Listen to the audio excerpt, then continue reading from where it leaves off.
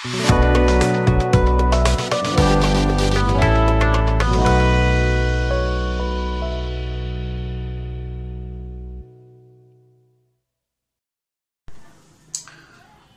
আলাইকুম dear viewers, আমি আমন্ত্রণ জানাচ্ছি সুলাইমান আহমেদ সুমন।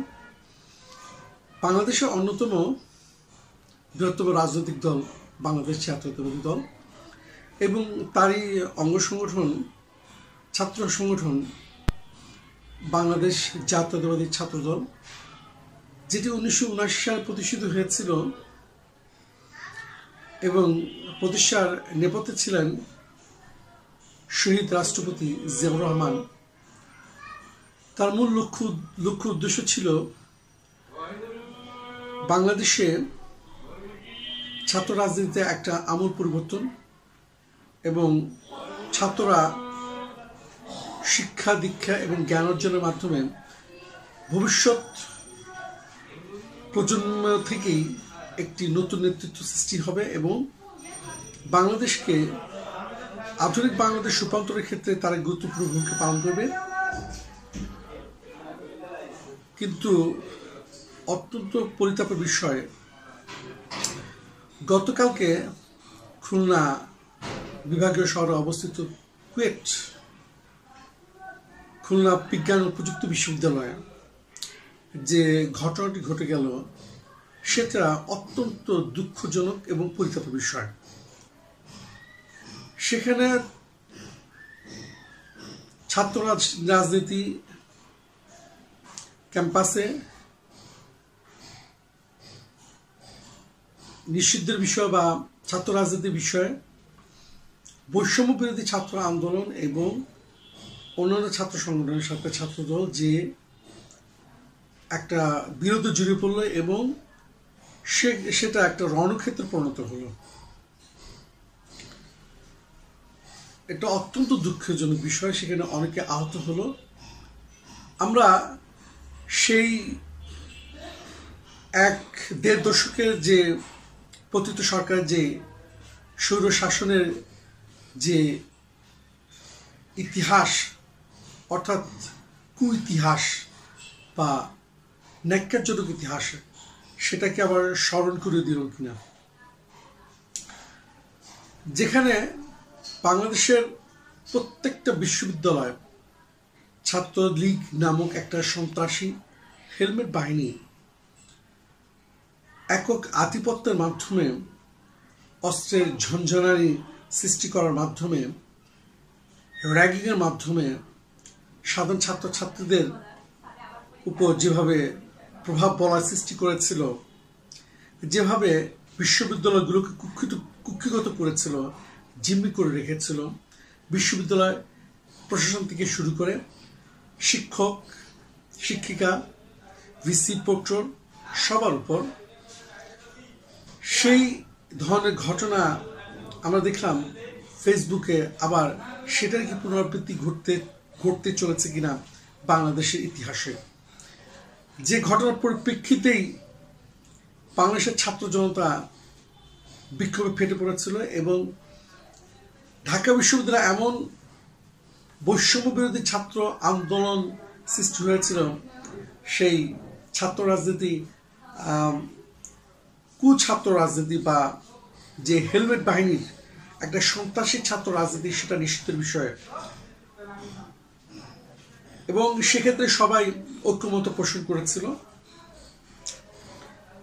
বিগত 1.5 দশকে সব ছাত্র সংগঠনই সেই হেলমেট বাহিনী, সন্ত্রাসী আগ্নেয়াস্ত্র বাহিনী বা অস্ত্রধারী ছাত্রলীগ নামক সংগঠনের কাছে যেভাবে জিম্মি হয়ে পড়েছিল, সেখানে অন্যান্য ছাত্র সংগঠনের স্বাভাবিকভাবে কার্যক্রমে নিষিদ্ধ ছিল। ইভেন এমনকি বাংলাদেশের একটি বৃহত্তম রাজনৈতিক দলের ছাত্র সংগঠন হিসেবে ছাত্রদল তাদের কোনো কার্যক্রমই সেখানে করতে পারত না। তাদের কোনো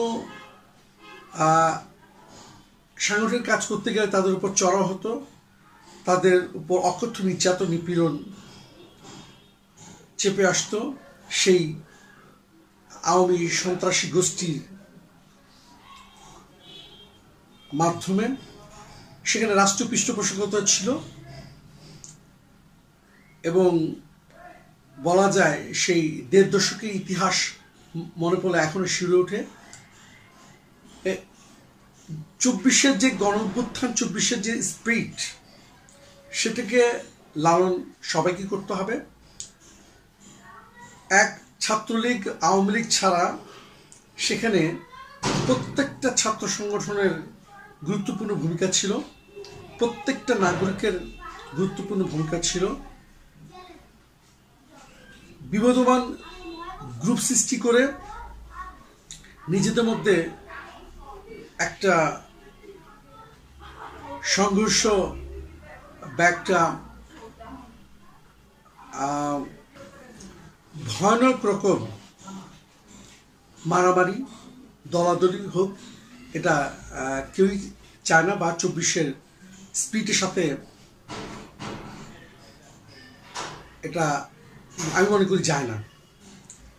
কিন্তু কালকের ঘটনাটা আবার সেই ইতিহাসের পুনরাবৃত্তি ঘটনা কিনা সে বিষয়ে আমি মনে করি বাংলাদেশ জাতীয়তাবাদী দলের যিনি এখন চেয়ারম্যান রয়েছেন, তিনি বাংলাদেশের গণতন্ত্র আনয়নের ক্ষেত্রে নিরলস চেষ্টা চালিয়ে যাচ্ছেন। ১.৫ দশক তার উপরও কম অত্যাচার, নির্যাতন, নিপীড়ন হয়নি। তিনি তবুও সেই পতিত স্বৈর শাসকের সাথে আতাত করেননি, কম্প্রোমাইজ করেননি, আপোষ করেননি, আপোষহীন রয়েছেন। এই বিষয়টা দেখা দায়িত্ব তার এবং তার দলের, এবং যারা এই বিশ্ববিদ্যালয় বহিরাগতদের নিয়ে বিভিন্ন অস্ত্রশস্ত্রের মাধ্যমে তাদের উপর, এই যে সাধারণ শিক্ষার্থীদের উপর আক্রমণ চালালো, মারাত্মক ঘায়েল বা আঘাত করলো, এদের বিচার অবশ্যই প্রশাসন থেকে শুরু করে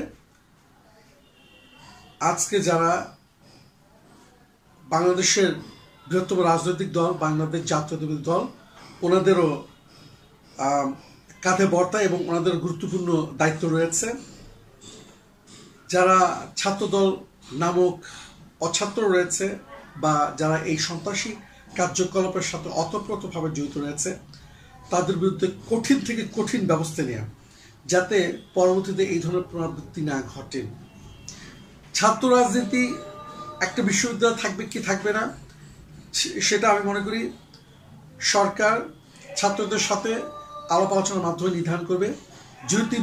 যদি একটা ক্যাম্পাসে বৃহত্তম অংশ চায় সেখানে ছাত্র রাজনীতি থাকবে না, তাহলে আমি মনে করি একটা বৃহত্তম জনসমর্থিত দল হিসেবে বিএনপি, সেটা বাংলাদেশ জাতীয়তাবাদী দলের, সেটা বিবেচনা করা উচিত। কারণ জনগণের সিদ্ধান্তই আগে, কারণ ব্যক্তির চেয়ে দল বড়, দলের চেয়ে দেশ বড়। একটি ভূখণ্ডে শুধু একটি দলেরই না, সেটা আবার প্রমাণ করে দেখিয়েছে ২৪-এর ছাত্র জনতা। ২৪-এর ছাত্র জনতার গণঅভ্যুত্থানের পর অনেকেই বলে বেড়াচ্ছেন বা বিভিন্ন সামাজিক যোগাযোগের মাধ্যমে আসছে, পতিত স্বৈর শাসকের যারা নেতাকর্মী রয়েছে তারা যেভাবে এই সংগঠন অর্থাৎ বাংলাদেশ জাতীয়তাবাদী দল, যারা তিনবার রাষ্ট্র ক্ষমতা রয়েছেন এবং যাদের বিরাট একটা অংশের জনসমর্থন রয়েছে, তাদের মাঝে মিশে গেছে, এটা অস্বীকার করার মতো নয়। আগে পতিত সরকার যখন রাষ্ট্র ক্ষমতা ছিল, তখন এই যে এখন যেভাবে বিএনপির সভা সমাবেশে লোক সমাগম দেখা যায়, তখন কিন্তু এত লোক সমাগম বিএনপির দেখা যেত না। এই বিষয়ে বাংলাদেশ জাতীয়তাবাদী দলের ভারপ্রাপ্ত চেয়ারম্যান এবং স্থায়ী কমিটির যারা বয়োজ্যেষ্ঠ রয়েছেন, তারাই বিচার বিশ্লেষণ করবেন। তাদের যেহেতু এই দলটি একটা ক্যাডার ভিত্তিক দল নয়, তাই বিভিন্ন দলের থেকেও এই দলে নেতাকর্মী ফেরার সম্ভাবনা রয়েছে। তাই তাদেরকে সিদ্ধান্ত নিতে হবে আমরা কোন দিকে যাব। তারেক রহমান সাহেব বারবার বলে আসছেন ভবিষ্যৎ যে নির্বাচনটা হবে সেটা অত্যন্ত কঠিন নির্বাচন, এবং এই নির্বাচনে যদি বিএনপি 2/3 বা 1/3 বেশি আসন পায়, তাহলে কি বিএনপি সেই ইতিহাসের পতিত সরকার যে ইতিহাস সৃষ্টি করেছে সেই ইতিহাসের পুনরাবৃত্তি ঘটাবে, নাকি বাংলাদেশকে গণতান্ত্রিক ধারায় নিয়ে যাবে? 2023 সালের 13 জুলাই বাংলাদেশ জাতীয়তাবাদী দলের ভারপ্রাপ্ত চেয়ারম্যান তারেক রহমান যে 31 দফা ঘোষণা করেছেন, সে 31 দফায় রাষ্ট্র সংস্কারের অনেক গুরুত্বপূর্ণ জিনিসই, অনেক গুরুত্বপূর্ণ কথাগুলো এসে পড়েছে। সে কথাগুলো যদি বাস্তবায়ন করতে হয় তাহলে অবশ্যই, যেমন বেগম খালেদা জিয়া গণতন্ত্রের জননী ছিলেন, তার পদাঙ্ক অনুসরণ করে তারেক রহমান সাহেব যেভাবে দলকে গুছিয়ে নিয়েছেন, দলের মধ্যে এমন কিছু লোক রয়েছে বা যারা স্বার্থান্বেষী এবং তারা স্বার্থের জন্য আওয়ামী সে দোসরদের দলে ভেড়াবে, এটাও বুদ্ধিমত্তার সাথে বাংলাদেশ জাতীয়তাবাদী দলের ভারপ্রাপ্ত চেয়ারম্যানকে চিন্তা ভাবনা করতে হবে, যাতে দল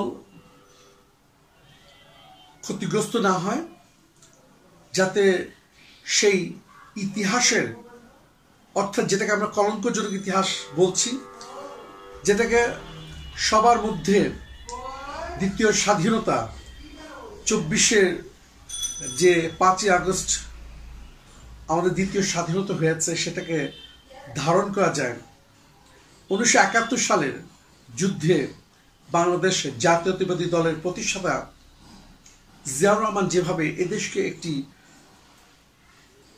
স্বর্ণের দেশ বা সোনার দেশ গড়ার মন মানসিকতায় সিনিয়র অফিসারদের পেছনে ফেলে অগ্রে নিজেকে নিয়োজিত করে, নিজের পরিবারকে জিম্মি করে এদেশের স্বাধীনতা সূর্যকে ছিনিয়ে এনেছিলেন, সেই পাক হানাদার বাহিনীর অস্ত্রের মুখ থেকে, পাক হানাদার সেই লোভী বা লোলুপ শাসক যারা ছিলেন তাদের কাছ থেকে সেই সোনার বাংলা, সেই আধুনিক প্রযুক্তি নির্ভর বাংলাদেশ কিভাবে গড়া যায় সেটার ভাবনা যেমন তারেক রহমানের মধ্যে রয়েছে, এবং গণতন্ত্রের জননী যিনি সত্য নির্যাতন, নিপীড়ন, অত্যাচার স্বীকার করে এই দলকে সুসংগঠিত করে রেখেছেন বেগম খালেদা জিয়া, তিনি এই যে বিচ্ছিন্ন ঘটনাগুলো ঘটছে সেই ঘটনাগুলো পর্যবেক্ষণ করে যথাযথ ব্যবস্থা নেবেন। শুধু ছাত্র সংগঠনের দিকে তাকালে হবে না, বিএনপির মধ্যে এমন কিছু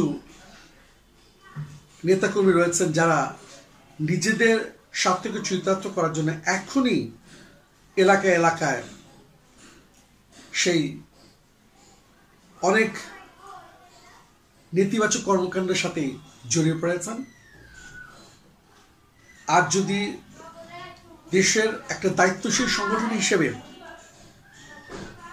বাংলাদেশ জাতীয়তাবাদী দলের একজন দায়িত্বশীল এবং সচেতন ভারপ্রাপ্ত নেতা হিসেবে ভারপ্রাপ্ত চেয়ারম্যান যদি এই ঘটনাগুলোর ব্যাপারে যথাযথ এবং কঠোর ব্যবস্থা না নেন, তাহলে উনি বারবার বলছেন 24-এর ঘটনা পুনরাবৃত্তি না আবার ঘটে যায়। আমরা চাই দেশ আবার সেই জনগণের ভোটাধিকারের জন্যই তারেক রহমান সাহেব ওনার জীবন যৌবন দিয়ে যাচ্ছেন এবং অনবরত উনি কাজ করে যাচ্ছেন। স্বৈর শাসককে বৃদ্ধাঙ্গুলি দেখিয়ে উনি এদেশের গণতন্ত্র আনয়নের ক্ষেত্রে বলিষ্ঠ ভূমিকা পালন ওনারই ছিল।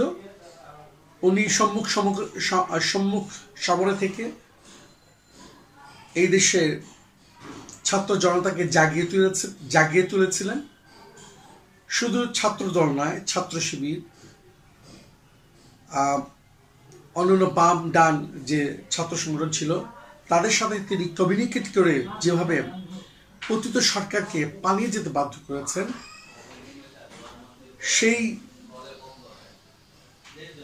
সেই ধরনের দায়িত্বশীল ভূমিকা পালন করে তিনি বিশ্ববিদ্যালয়গুলোতে সহাবস্থা নিশ্চিত করার ব্যাপারে গুরুত্বপূর্ণ ভূমিকা পালন করবেন। আমরা চাই না বিশ্ববিদ্যালয়ে আর কোনো মারামারি, ধরাধরি, ভয়ানক সংঘর্ষের মতো ঘটনা ঘটুক। সেটা আন্তর্জাতিক পর্যায়ে বাংলাদেশের মান বয়ে আনবে না, উপরন্তু বাংলাদেশকে হেয় প্রতিপন্ন করবে। এবং বাংলাদেশের যে উদ্দেশ্যে এই ইঞ্জিনিয়ারিং বিশ্ববিদ্যালয়, মেডিকেল বিশ্ববিদ্যালয়, মেডিকেল কলেজ, বিশ্ববিদ্যালয় প্রতিষ্ঠিত হয়েছে এবং এটার মূল পরিকল্পনা ছিলেন বেগম খালেদা জিয়া। বাংলাদেশের মুদ্রা যাতে প্রতিবেশী দেশে না চলে যায় সেই জন্য তিনি এই ধরনের বিশ্ববিদ্যালয় করেছিলেন। তাই এখানে দক্ষ শিক্ষকের নিয়োগের মাধ্যমে এখানে দক্ষ জনসম্পদ গড়ে তোলাই বাংলাদেশ সরকারের মূল উদ্দেশ্য, মূল লক্ষ্য। এখন ব্যাপক জনসমর্থিত দল হিসেবে বাংলাদেশ জাতীয়তাবাদী দলকেই এই বিশ্ববিদ্যালয়গুলো এখন যেহেতু পতিত সরকারের প্রেতাত্মারা পতিত সরকারের নেই বা সেই স্বৈরাচার নেই, কিন্তু স্বৈরাচার দোষরও রয়ে গেছে, প্রেতাত্মারা রয়ে গেছে। তারা প্রশাসনের বিভিন্ন অফিস আদালত রয়েছে। তাদের ব্যাপারে সচেতন ভূমিকা পালন করতে হবে, তাদের ব্যাপারে সচেতন হতে হবে এবং তারা যাতে নৈরাজ্য বা অ্যানার্কি সৃষ্টি করতে না পারেন সে বিষয়ে বাংলাদেশ জাতীয়তাবাদী দলকেই গুরুত্বপূর্ণ ভূমিকা পালন করতে হবে। বাংলাদেশের প্রতিটা ক্ষেত্রে এখন যাতে আইন শৃঙ্খলা পরিস্থিতির অবনতি না ঘটে, সেটা হোক বিশ্ববিদ্যালয়, সেটা হোক কলেজ, সেটা হোক প্রশাসনে, সেই ক্ষেত্রে বাংলাদেশ সরকার থেকে শুরু করে বাংলাদেশ জাতীয়তাবাদী দল এবং বৈষম্য বিরোধী ছাত্র সংগঠন, ছাত্র শিবির, জামায়াতে ইসলাম, হেফাজতে ইসলাম, ইসলামী শাসনতন্ত্র আন্দোলন এবং অন্যান্য যে ছোট ছোট সংগঠন রয়েছে তাদেরকে দায়িত্বশীল ভূমিকা পালন করতে হবে। 1.5 দশকে আমরা যেভাবে অত্যাচারিত, নির্যাতিত এদেশের সাধারণ খেটে খাওয়া মানুষ থেকে শুরু করে বাংলাদেশের অন্যতম বৃহত্তম রাজনৈতিক দল বাংলাদেশ জাতীয়তাবাদী দল এবং অন্যান্য রাজনৈতিক সংগঠন নিপীড়ন, নির্যাতনের শিকার হয়েছে। সর্বশেষ একটা সংঘবদ্ধ আন্দোলনের মাধ্যমে একটা ভ্রাতৃত্ববোধ সৃষ্টি হয়েছিল, একটা মিলবন্ধন সৃষ্টি হয়েছিল। সেই মিলবন্ধন যাতে আমাদের মধ্যে অনেক মতপার্থক্য থাকতে পারে, কিন্তু রাজনৈতিক ক্ষেত্রে সংঘর্ষ, রাজনৈতিক ক্ষেত্রে হতাহত কেউই চায় না। সেজন্যই কিন্তু সেই স্বৈরাচারী ভারতের গোলাম শেখ হাসিনার পতন হয়েছিল। এখন ওরা এখনো বিভিন্ন ধরনের ষড়যন্ত্র চালিয়ে যাচ্ছে ভারতে বসে, কারণ ওদের কাছে কোটি কোটি ডলার রয়েছে বাংলাদেশের খেটে খাওয়া মানুষের। তারা বাংলাদেশের মানুষকে জিম্মি করে কোটি কোটি নগদ অর্থ বিদেশে পাচার করেছে এবং পাচার করে এখন তারা ষড়যন্ত্র চালিয়ে যাচ্ছে। যারা গ্রেফতার হয়েছে তাদের মধ্যে বিন্দুমাত্র অনুশোচনা নেই, অনুতপ্ত বোধ নেই, দুঃখ বোধ নেই। তারা আবারও এই দেশকে ভারতের করদ রাজ্যে পরিণত করার একটা গভীর ষড়যন্ত্রে লিপ্ত রয়েছে। সেটা আমরা যদি ভারতের গণমাধ্যম দেখি, ভারতের রাজনীতিবিদদের বক্তব্য দেখি, সেটাই প্রতিফলন আমরা দেখতে পাচ্ছি। এদেশের মাটি ও মানুষের দল হিসেবে বিএনপিকে সর্বাগ্রে গুরুত্বপূর্ণ এবং সর্বাগ্রে একটা দায়িত্বশীল আচরণ করতে হবে, যাতে সেই পতিত, সেই ভারতের গোলাম, ভারতের দল দাস খ্যাত আওয়ামী লীগ সরকারের পুনরুত্থান না ঘটে এবং যথাযথ দ্রুততম সময়ে এদের কঠিন থেকে কঠিনতম বিচারের মুখোমুখি করার ক্ষেত্রে বিএনপিকে সরকারের উপর চাপ সৃষ্টি করতে হবে। অন্যান্য দল তো রয়েছে। আর চাই না বিশ্ববিদ্যালয়গুলোতে র্যাগিং, আর চাই না বিশ্ববিদ্যালয়গুলোতে মেধাবী ছাত্রের মৃত্যু, আর চাই না বিশ্ববিদ্যালয়গুলোতে হতাহতের ঘটনা সংবাদ মাধ্যমে আসুক বা বিভিন্ন সামাজিক যোগাযোগ মাধ্যমে আসুক। আমরা বিশ্ববিদ্যালয়গুলোতে চাঁদাবাজি চাই না, বিশ্ববিদ্যালয়গুলোতে টেন্ডারবাজি চাই না। বেগম খালেদা জিয়া একটাই কথা বলতেন, ছাত্ররা শুধু পড়াশোনা করবে, ছাত্রদের হাতে কোনো আগ্নেয়াস্ত্র থাকবে না, ছাত্রদের হাতে থাকবে কলম। তারা ভবিষ্যৎ নেতৃত্বে আসবে ছাত্রদের মেধা এবং প্রতিভার মাধ্যমে। এই হোক আমাদের অঙ্গীকার। এ বলে আমি আমার কথা শেষ করছি। ভালো থাকবেন। আল্লাহ হাফেজ। আসসালামু আলাইকুম।